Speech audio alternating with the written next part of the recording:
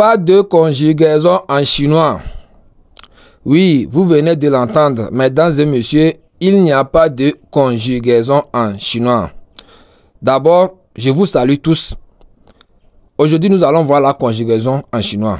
En chinois, il n'y a pas de modification de conjugaison, comme nous l'avons en français, en anglais et dans plusieurs langues. Pourtant, c'est une langue considérée comme l'une des langues les plus difficiles au monde. Mais pourtant aussi, le chinois ne connaît pas les modifications en conjugaison. Donc vous voyez que c'est une langue qui est aussi très simple aussi. On a le verbe che, c'est le verbe être. Donc on a le verbe yo, c'est le verbe avoir. Donc che là, quand vous dites le son est montant, ça devient 10. Donc vous le verrez dans les vidéos précédentes. Donc le verbe ici, le son est descendant, che. Et puis on a yo, avoir.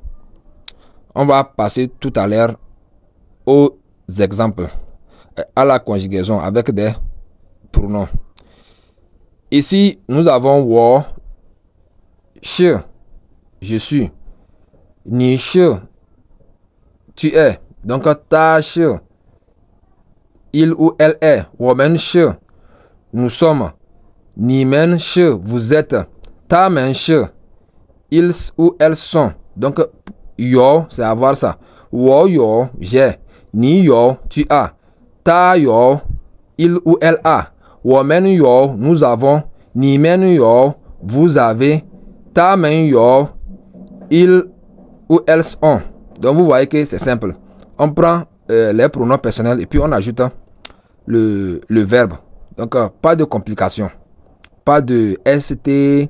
Non, il n'y a même pas ça. Donc il suffit juste de connaître le verbe et puis un pronom personnel ou bien un nom. Ça dépend d'un nom, un nom propre et puis vous ajoutez le verbe. Donc vous voyez que c'est simple. Pourtant dans d'autres langues, on va chercher à ajouter T, ajouter S, bon, ajouter d'autres lettres. Mais ici, ils n'ont même pas ça, ils n'ont même pas besoin de ça même. Et ça va aussi de même pour les adjectifs. Mais on verra ça dans les prochaines vidéos. Donc ici on a les exemples. Wo shi xue xiang, je suis étudiant, tout court. Ni shi yi xiang, tu es docteur. Wo you mao, j'ai un chat.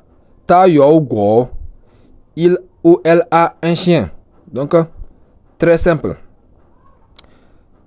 Ici en français on peut dire tu es bon, mais en chinois on ne met pas, quand on met le verbe être, l'adjectif simple, on n'amène pas l'adjectif, c'est on met un nom, on ne met pas l'adjectif. Si on met l'adjectif, on doit encore mettre quelque chose aussi à la fin de la phrase.